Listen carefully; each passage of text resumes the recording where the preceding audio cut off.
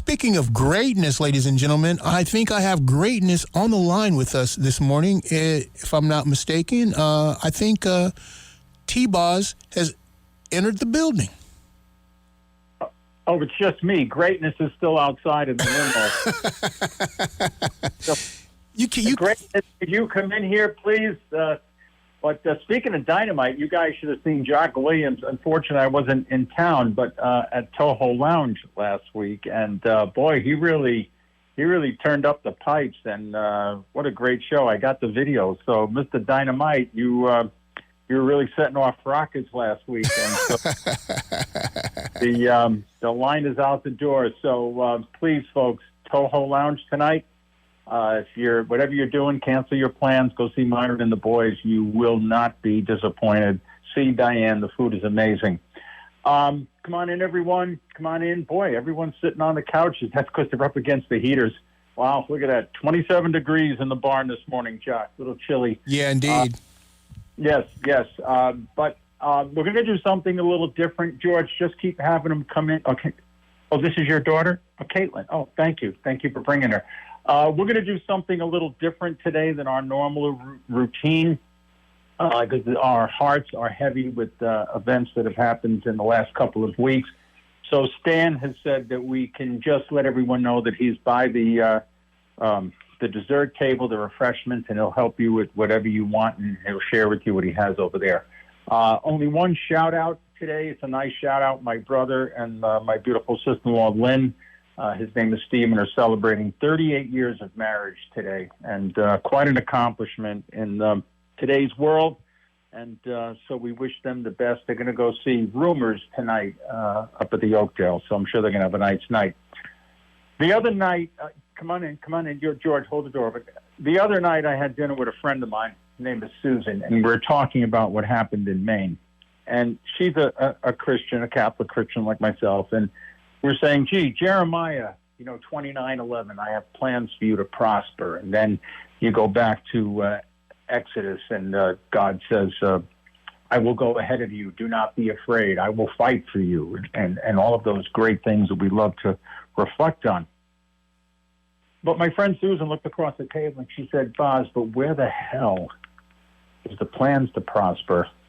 And I will go ahead of you and fight for you when you hear stories like Maine. And I know a lot of you are shaking your head. The name of the show is The Feel Good Show. But as Jock and I talked on air, we need to bring things like this that are on our hearts to voice. And the show today is going to be about community. And I didn't plan for Maine to be our start here, but I want to share something with all of you. So when you read scripture or you go to mass or service and you hear these wonderful things from the Bible, they're true. But we sit there sometimes shaking our heads in doubt. Now, this program is not a political program. I'm not here to debate gun laws and mental health issues. I'm not educated in that. I'll let the professionals handle that. My scope here and what Jock and I want to do today is talk about community, but to help your heavy hearts with these constant bad news shootings that we, in the last 10 years, have had to deal with and maybe beyond. So I'm going to start here, and we're going to use Romans chapter 8, verse 18. And you don't have to write this down, everyone. Just today's not really a day to take notes, just to listen to the message. So Romans 8:18 says, the suffering of this present time are as nothing as compared to the glory that will be revealed to us. The sufferings of this present time. Now, that was written back many years ago, but it applies today. That saying there is what helps us with Jeremiah 29, I will have a plan for you to prosper. The point of this is the devil is trying to discourage us. The devil is trying to catch us off guard. These events happen, they're awful. But the word you have to hang on to, and I plead with all of you to hang on to, it was my word a few months ago when we did special words program here. Everybody had a word that they aspired to. and my word is mercy. Remember one thing, boys and girls. God is merciful. God's mercy, God's forgiveness, God's love is greater than the sorrows that we bear today.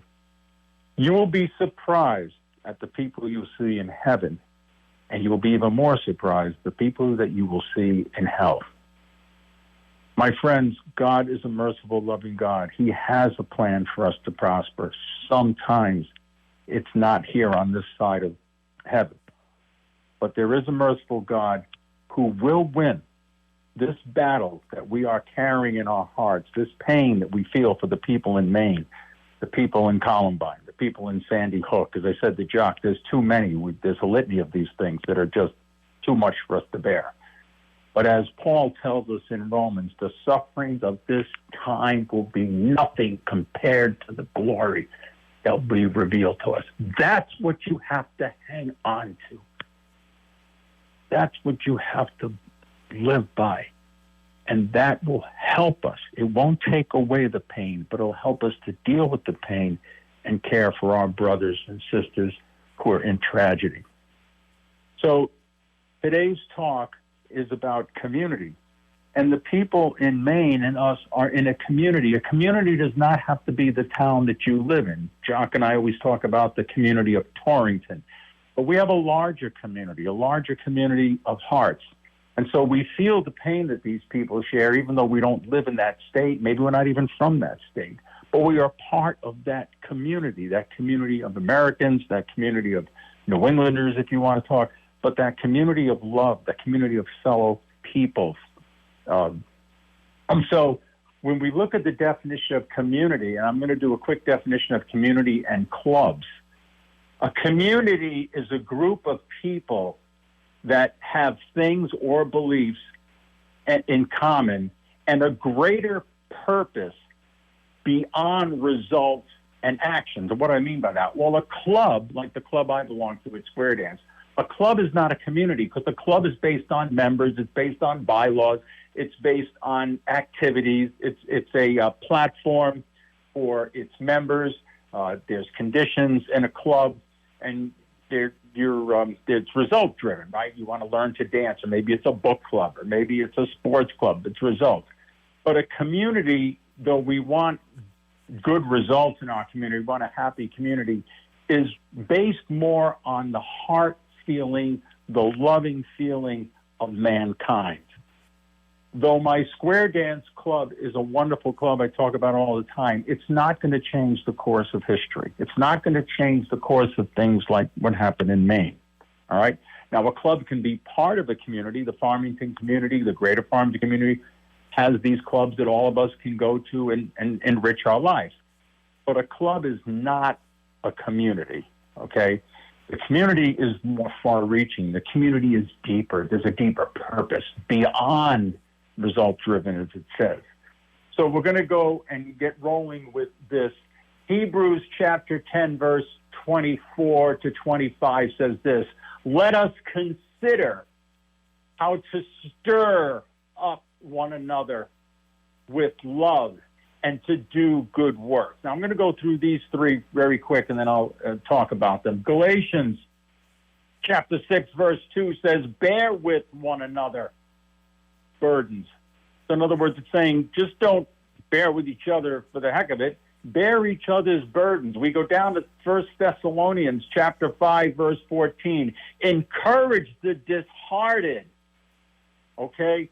The weak, help the weak. Be patient with everyone. So when we read Hebrews, we read Thessalonians, read Galatians, what it's telling us is let's consider how to stir up in one another love and to do good work. Okay? My Square Dance Club, though we all like each other, we're not stirring up something inside of us to love and to do good work. Yes, we're doing good dancing, but good work is beyond. And like I said earlier, we're trying to change the violence in the world. We're trying to change the suffering in the world. We're trying to change all of these things. That's what we mean by a bigger purpose. And each and every one of you, I have a great quote later in the broadcast, each and every one of you has the ability, the talent, the intelligence, the love to do what Paul tells us in Hebrews.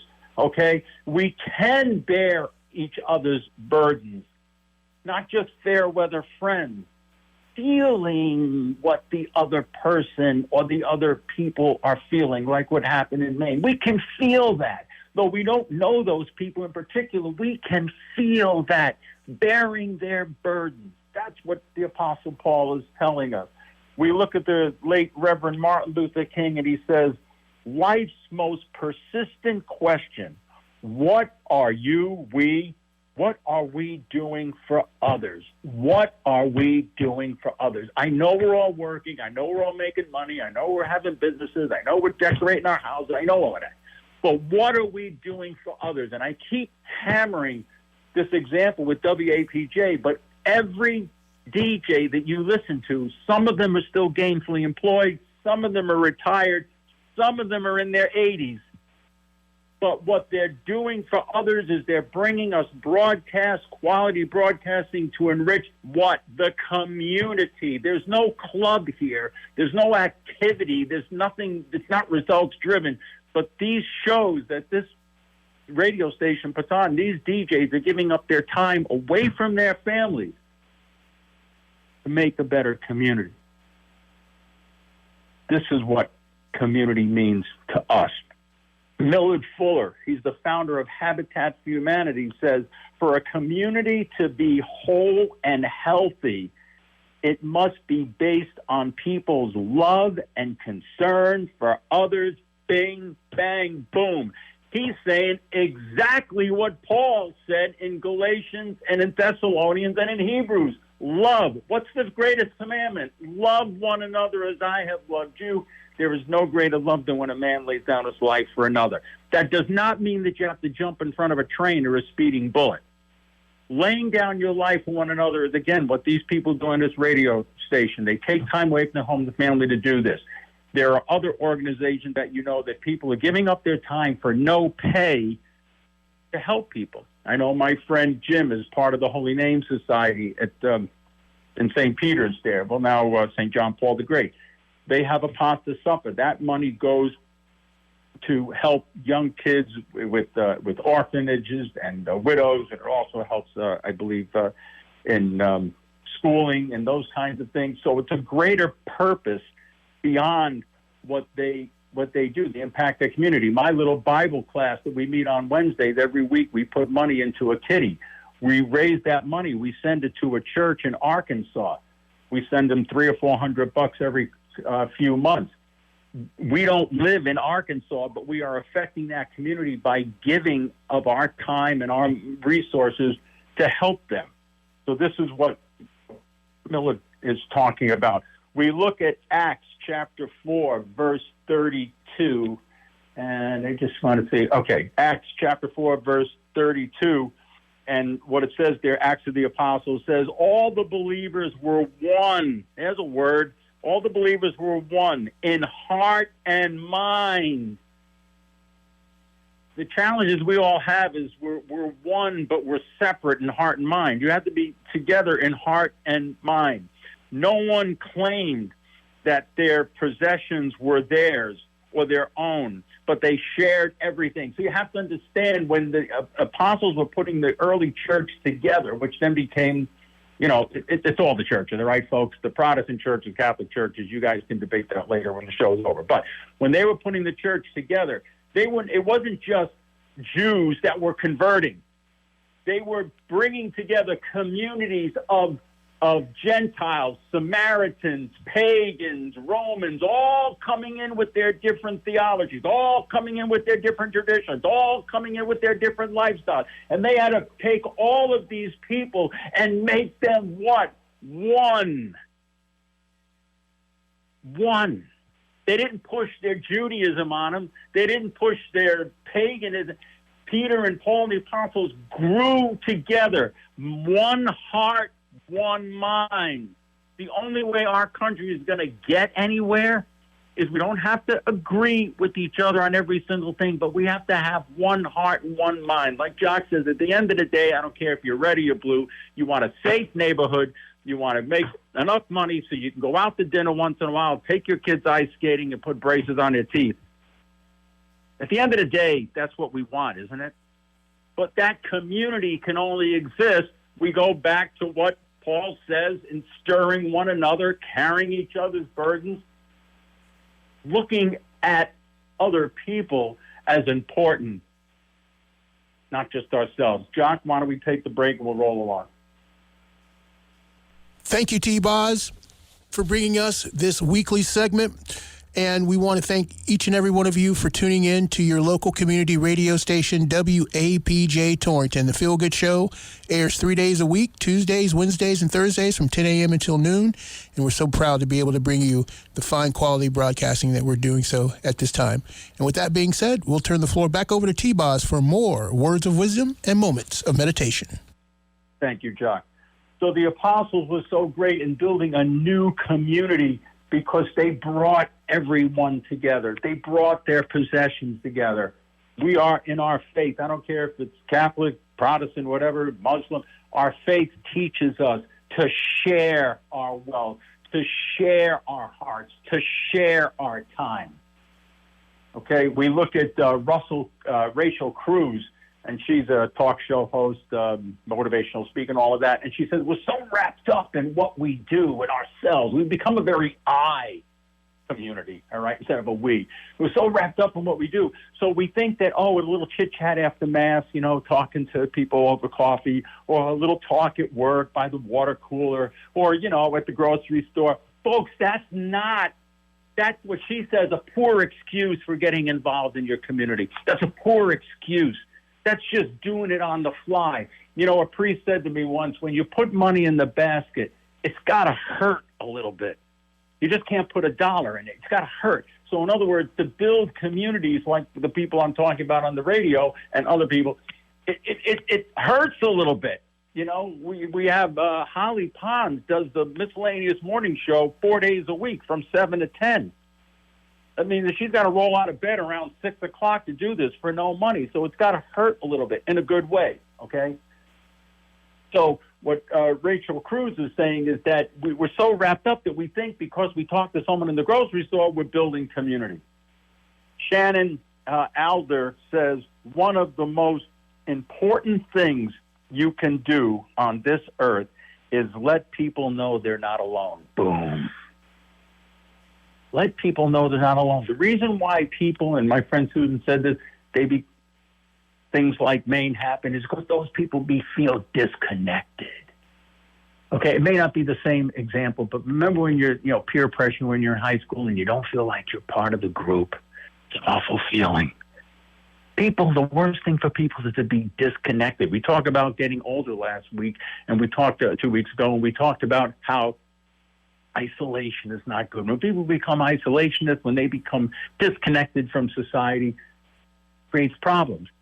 So what Alder is saying is the best thing is helping people feel not alone. You want to build your community. And again, some of you say, well, I can't do the things that Jock can do. I can't talk on the radio like you, Boz. Check in with the lady next door if she's elderly. Check in with the guy next door if he's living alone, if he's widowed. Go over there with a cup of coffee. Put the rake down. Don't worry about the leaves, and spend a little time with someone. Okay, that is the smaller community in the much larger communities. Psalms 133 verse 1 says, "How good and pleasant it is when God's people live together in what? Unity." And what word is in community? Unity. One. God is happy when he sees us living as one. We have individual ideas. We're like I said, no two people in the world have the same fingerprints, but those individualisms should become one-isms and work for the common good of all, not just for the common good of some. Dr. Seuss says this, unless someone like you, that's the people I'm talking to here in the classroom and the ones watching on Zoom and listening on the radio, unless someone like you cares an awful lot, nothing is going to get better. Boom. Boys and girls, there is no group called they.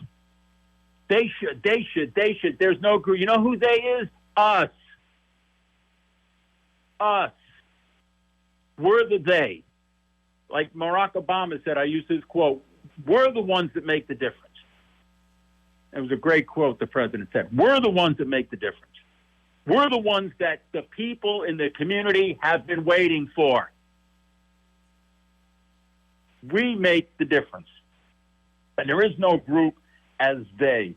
Herman Melville, he's an author during the American Renaissance, says, we cannot just live for ourselves. There are 1,000 fibers connecting us together. So when we hear stories like Maine, we right away we connect with those people. Why? Because we're all one. We're all human. So he's right when he says the fibers, we connect with those people. And it's that connection, bearing with one another, okay, encouraging one another and helping one another. And as Martin Luther King said, building communities is the question that people have asked their whole lives. There's a great song by the Doobie Brothers called Taking It to the Streets. They released it in 1976. That was the year we came to Connecticut from Long Island. And it says, take this message to my brother. You can find him everywhere. Everywhere. Maine, Columbine, Sandy Hook, Buffalo. That's your brother. What do the apostles say? The Pharisees say to Jesus, who's my brother? Everyone's your brother. Let me explain something to you, boys and girls. There are no marriages when you get to heaven. Marriage is on earth. When you get to heaven, we're all brothers and sisters. One. Unity. Okay? What does Michael Jackson say in the song about you don't know if it's black or white? It's a great song there by the Doobie Brothers, taking it to the street. Like Jock and I said off air, we need to take it to the streets.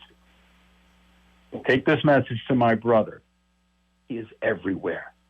You don't have to go to Istanbul to help someone. Right here in Torrington, right here in the greater Torrington area, right in your family. The sisters, the brothers. Gandhi says, and we used this once before, the best way to find yourself is to lose yourself in the service of others. Boom. So when some of us are in our 50s and 60s and wonder, what's our purpose, right? What's our plan? Why we're all mashugada? We don't know what's going on. Because maybe we haven't given ourselves to a cause bigger than ourselves. Maybe there's something else for us to do that God's been whispering in your ear and nudging you for years. It's like a mosquito bite. You keep hitting it. It doesn't go away. You say, hey, this thing is still on my leg. And what it is we haven't found ourselves because we haven't lost ourselves in others.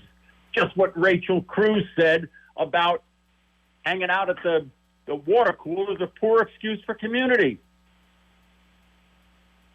This statement says, the idea of community comes from the sheer responsibility we have for one another, and to one another. The word responsibility, huge. We have a responsibility to the homeless. We have a responsibility to the people that are hungry.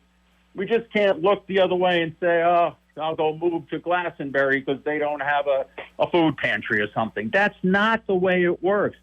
Like Al Silver told my father, when my father said, Al, I bought a house in Long Island. I got out of Brooklyn. I'm in the burbs. And he said, Steve, eventually you're going to back right up into it. Al Silver back in 1960 could see that Maine was going to happen. You can't run away from it. So what are we doing every day to maybe make a better community? Sometimes we have to put our own feelings aside, look beyond ourselves. We look at this other statement. It says, we as a people have an inner need, so true, for community and a responsibility to build and work together in community. Here's another great thing, and I'll say this is something I came up with. You don't have to be a star, okay? You don't have to be a star to light up the sky. Boom. Some of us are paralyzed because we feel we can't sing, we can't dance, we can't play basketball, we can't do all the things to impact society. You don't have to be a star to light up the sky. You know what you have to be? You. In all the scripture verses that we read today, did you hear any of the apostles or even Jesus saying, love one another as I have loved you? No greater love than when a man lays down himself. Did you hear any one of those people say, you got to be miraculous? You just have to be you, but we have to care. We have to open our eyes to the problems that are there. Okay? I have another friend, Barbara. She's part of a community of women, and they do fundraisers to help other people. Those are ways that you can help people. Say, Mother Teresa says this. I love this. This is going to appeal to all of you. I alone cannot change the world, but I can cast a stone across the water to create a ripple. Boom, bang, boom. I alone cannot change the world, but I can cast a stone to create a ripple. You guys don't realize that when you help one person, you don't see the ripple, right? You ever throw a rock in a burr pond? The ripples go and go and go. It goes around the corner. You can't see the ripples, but it's hitting things. And your lives are that important that getting involved in helping the bigger purpose beyond yourself, those ripples will be felt for years. For years. The woman who started my Bible class passed away 5 years ago, named Peggy Richards. She started that group 20 years ago. And it's still going because maybe she couldn't change everybody's heart and say religion was her thing, but she was able to cast the stone. And she started the scripture discussion group. So hang on to it, Mother. If you're going to write anything down in the classroom, I see people going to their pens, write that one about Mother Teresa. I alone cannot do it, but I can cast the stone. Sherry Anderson says, volunteers, we talked about this on a show, volunteers do not get paid, not because they are worthless, but because they are priceless. So volunteering in something is another way to build a bigger community. Again, I'm hammering this point home. My dance club is wonderful, but it's not like volunteering like what I do for this radio station to try to help people think and realize and open their minds to try something, take a risk, get involved in something. Okay, so volunteering is a way that you can cast the stone, like Mother Teresa said, that you can stir among people a desire, help the disheartened, as it says in Ephesians. We already talked about John. We look at Romans chapter 12, verse 16. Live in harmony with one another. Do not be proud. And be willing to associate with people in lower positions. Do not be conceited. So sometimes we got to get down a little bit. Some of us are a little lofty, right? Don't be proud, it tells us. Don't be conceited. Look around. People need you. They want what you have to offer them in the talent that God has given you. You can cast a stone. Maya Angelou says this: all should know that diversity makes for a rich tapestry, and that all the threads are important and equal value, no matter what color. Bing, bang, boom. And it doesn't only have to be racial color. Color in red or blue, color in green, whatever you want to put a color on, okay? But all the colors are important. The tapestry, the quilt is not beautiful if it's all just purple. What makes a tapestry beautiful is the hues. What we look at in the autumn, now it's starting to fade, but the colors is what? It's all the reds and yellows and things mixed together.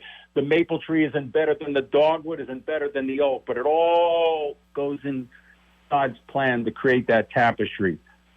There is all of equal value, regardless of the color.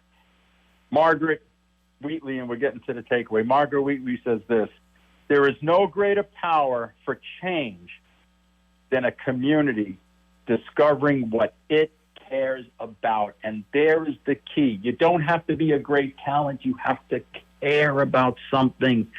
You have to care about other people. You have to open yourself up to care, to love. As her name escapes me, I can't believe it. But we have to be open and care for other people. And that is the way that we will find ourselves, as Gandhi says. We go over to the takeaway, and there's two. And the first one has been around. It was John F. Kennedy's inaugural address, 1961, when he was inaugurated 35th President of the United States.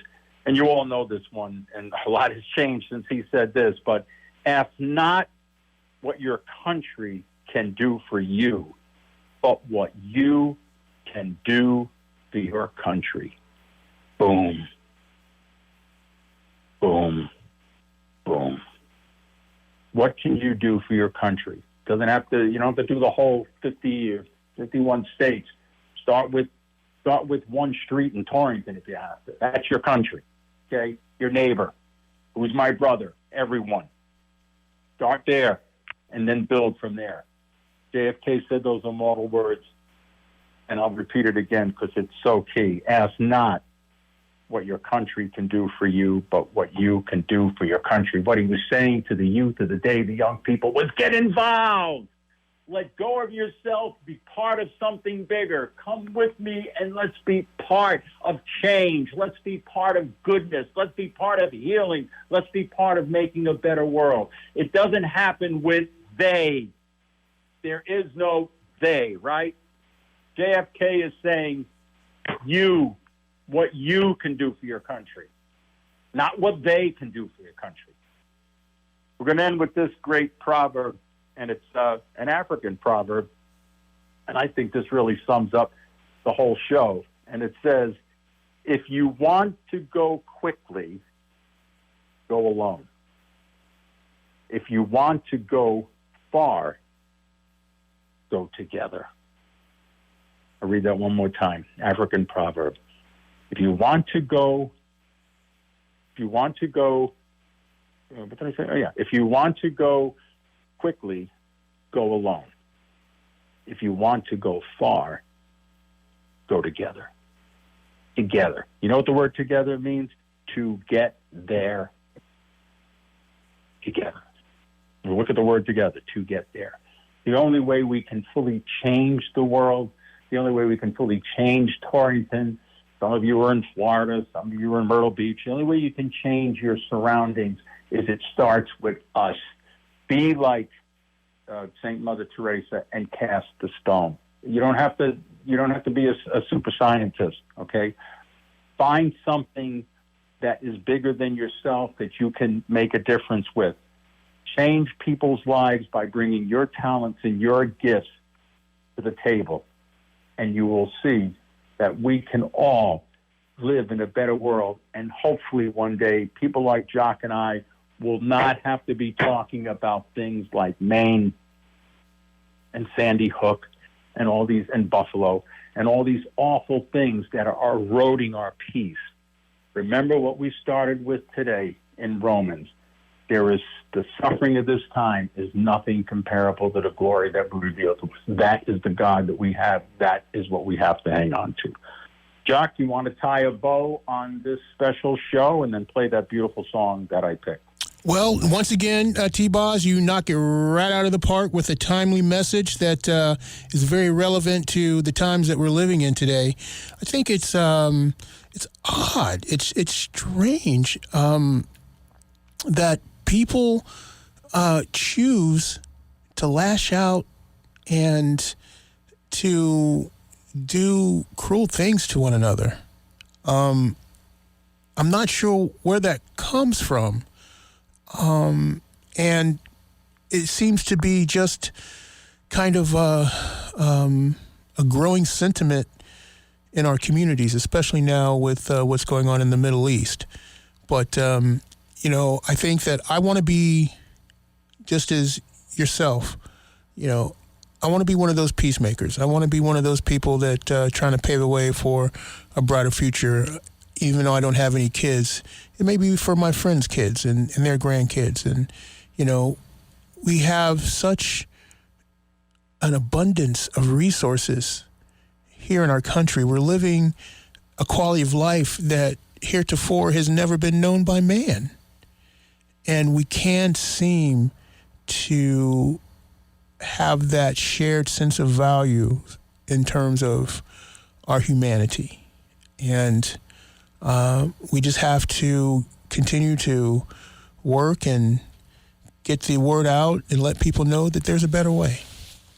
Well, you said something beautiful when you said you didn't have children, but my friends' kids. That's exactly what we're talking about today, looking beyond ourselves.